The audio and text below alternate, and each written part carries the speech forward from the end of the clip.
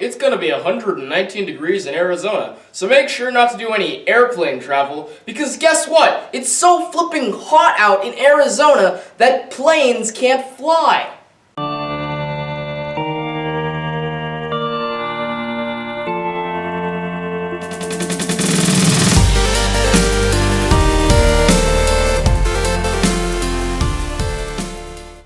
One sec, just 1 sec, I need to take this off.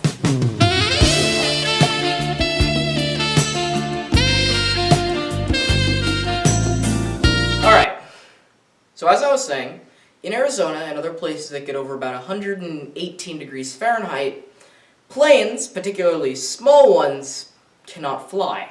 I'm serious, it gets so hot that they cannot fly. To understand why this happens, we need to get the basic idea as to why planes fly in the first place.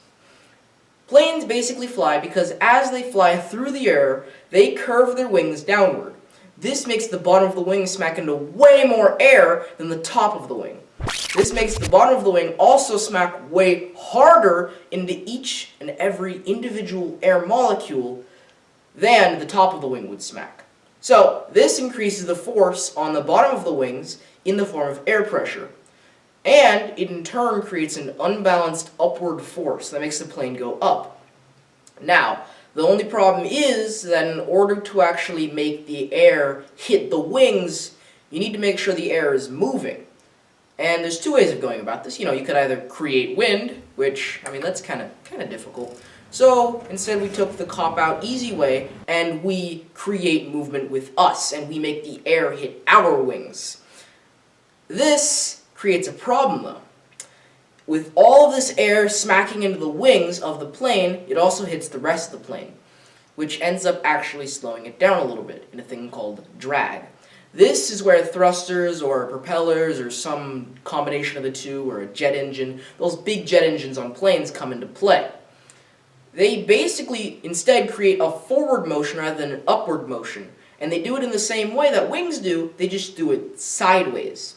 If this is confusing, check the description for a link to a video by Minutephysics that explains it very well. So what does have anything to do with Arizona being too hot? Well, air expands as it gets hotter, as almost everything else in the universe does. I say almost because water is a funny exception. To learn more about that phenomenon, click the link in the description or smash the eye. Like wings smash air molecules, or like I smashed your mom! So, air expands as it gets hot. So what? Well, the air above 118 degrees Fahrenheit is just hot enough and expanded enough that not enough air is actually hitting the wings. As air gets hot, it gets less dense. Or in other words, as air gets hot, there is less of it per given space or volume. This means that the given volume of air is still hitting the plane's wings, but less individual molecules in the air are hitting the wings. With less molecules smacking the wings, less pressure is made. This eventually makes it so that the plane cannot balance out its own weight, and unless it found another way to hit more air molecules, it's not going to fly. But you can hit more air molecules. You can just drive faster. That would work, but a runway makes it so that if you try to hit more air molecules, if you try to speed up, you're just going to run out of runway. You're just going to run out of runway. It's only so long.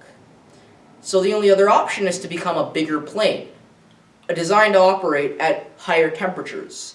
But small planes can't just become big planes. They're not like really weird transformers.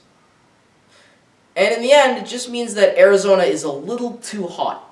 But we don't have to worry about a thing without the whole, global cooling thing. I mean, give it a couple years and boom! Wait, what? Oh, it's global warming. Oh. Well, life's the experiment, and you are the scientist. Thanks for watching. Bye!